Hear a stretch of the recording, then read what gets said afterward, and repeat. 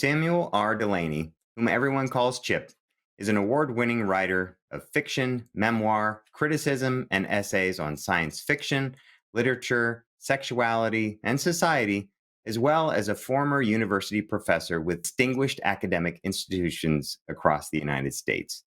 He has received recognition for numerous awards for his works, including the Stonewall Book Award, the Nicholas Guillen Award for Philosophical Literature, and the Kessler Award for LGBTQ Studies.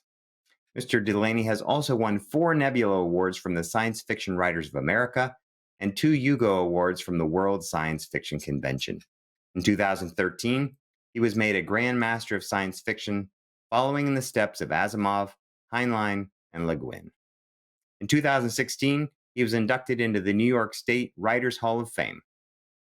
Not only does Chip have a broad range of published works, but he's widely recognized for his articulate and vivid writing style.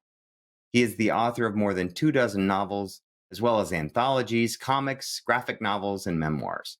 Today, I'd like to extend our most sincere congratulations to Chip for being presented with the Sir Arthur Clarke Imagination and Service to Society Award.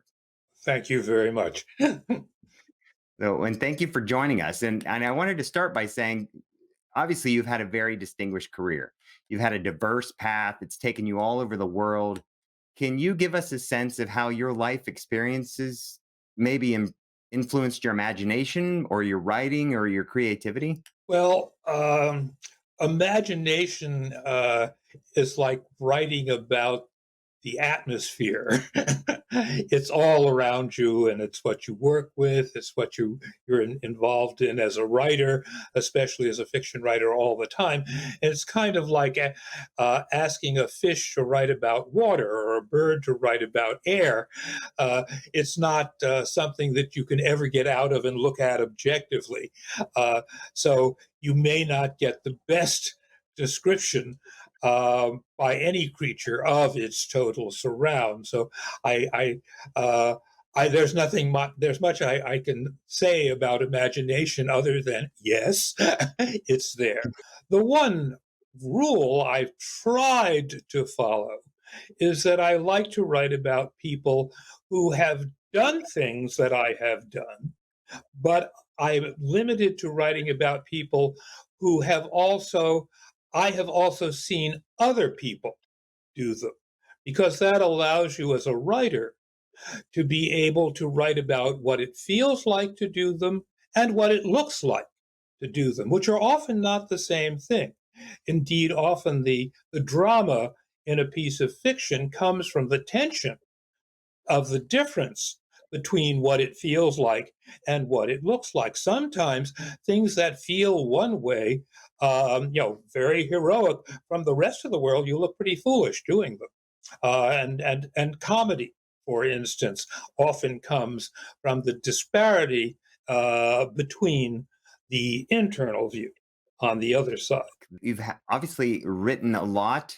You have a lot of different stories, but when it all started, was there a spark that you knew that this was going to be what you wanted to do, or how you got your start? Because from what I understand, you had a fairly quick rise from your beginning to being fairly well known.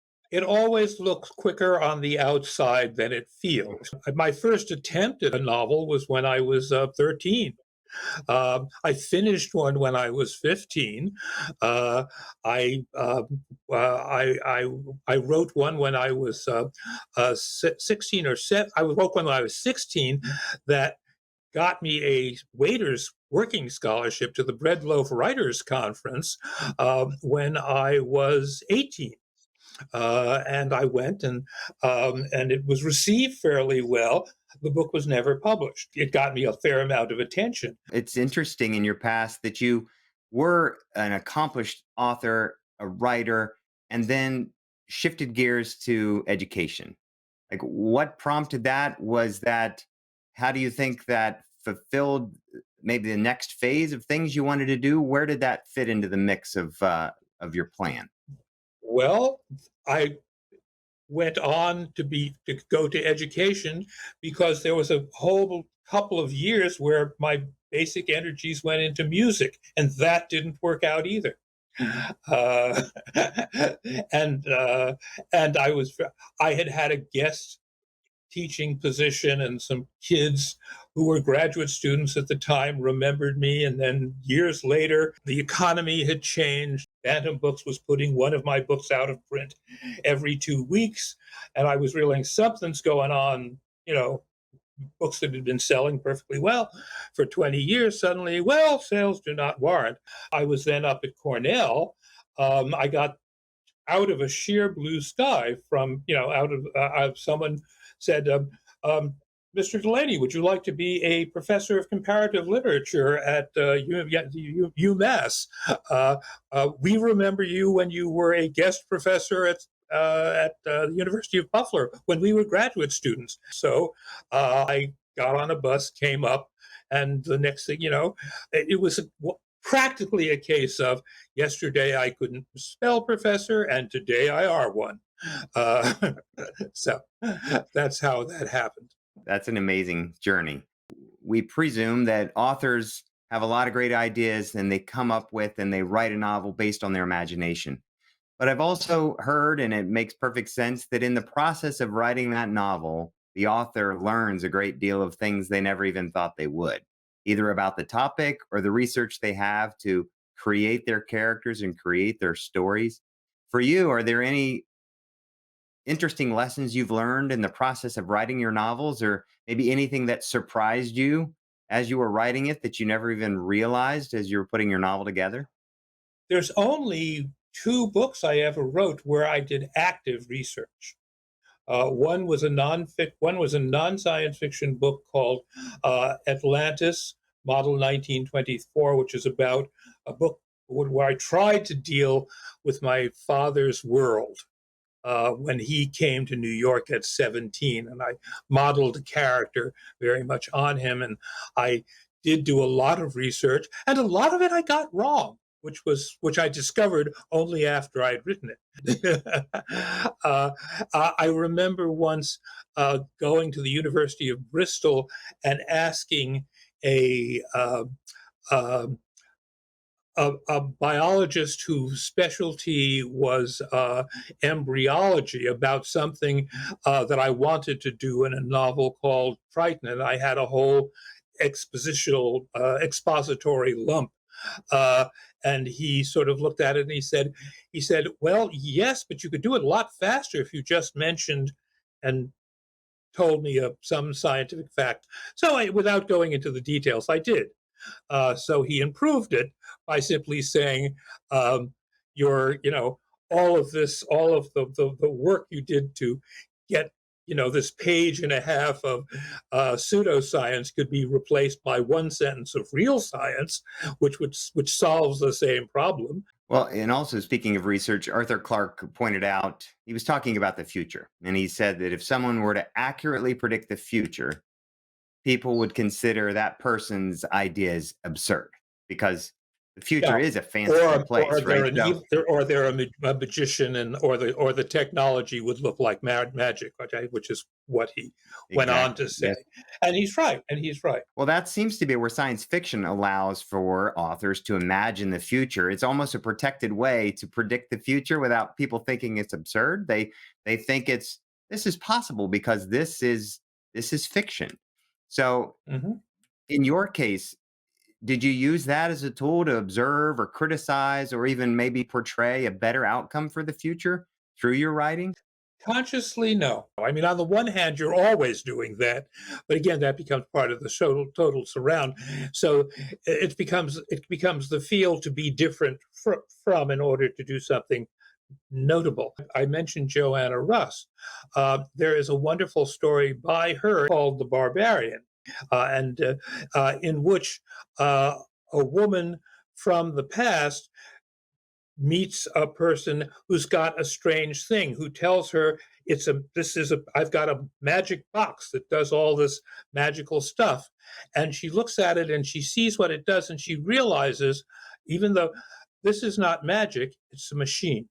It's a story that I think she had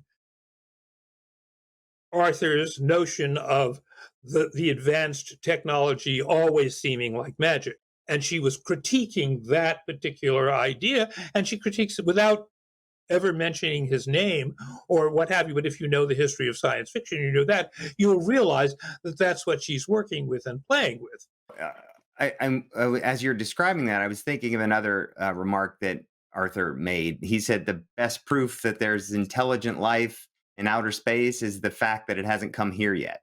Right. So depending on your point of view, this could be, it could be wonderful sarcasm or it could be an honest observation. So, what advice might you have for others of how they can use creativity and their imagination in service to society? I mean, that is a good body of your work, of your observations, and how you've been able to interact with society. What advice might you have other authors or folks that are involved in writing about that as well? What I would say is try to write something that, if you hadn't written it, would entertain you, that you would enjoy reading. Don't preach to people unless you enjoy reading sermons. If you enjoy reading sermons, then write sermons. But if figure out what you enjoy as a reader and see if you can produce that. Um, don't write down to your audience. If you've ever put down a book because you think this is so dumb, I just don't find it interesting, then don't write dumb things. Think of yourself writing for the most intelligent reader you can think of. And that reader is smart and quick and will understand what you do. If you make it clear to yourself, and it's something that you would get, chances are there's a readership like yourself who's out there who will enjoy the book. And the problem is to can you get it to them? In the machinery of publishing, and it's something that there's no way to get around. Um, the publishers have an idea of who will enjoy their books and who is the book buying public that will what they will pay the most money for. And so if your book doesn't start off appealing, you've got a big problem. When I was a kid, I remember the same woman who got me my scholarship to the Bread Loaf Writers Conference, and she was a writer, and her name was Margaret Marshall, and she was an editor at Harcourt Brace, and she'd read, and she was shown a story of mine by a friend of hers who's a poet, Marie Ponceau, and she later said to me, she said, Chip, there is a housewife in Nebraska, she said, who is just not interested in anything you write about. And unfortunately, she is the first person we have to appeal to. And if she's not interested in it, we're not going to publish it. And so, unfortunately, that's a hurdle that you have to get over to get published. The best way to do it is to write something that you want to read. I always think somewhere in this country there've got to be, we have what, how many millions of people in the country, 380 million people in the country. There've got to be 300,000 people who think like I do. That's whom I'm writing for, and every once in a while I have hit and even gotten more than, one or two books have sold that, and one even more so. So I'm a very lucky writer. We've talked a lot about science fiction, about writing. Those are based on things that happened in the past, a lot of times, experiences that we've had. But with that being said, do you have any predictions for the future? What does the future hold in store? First of all, I'd like it to be here.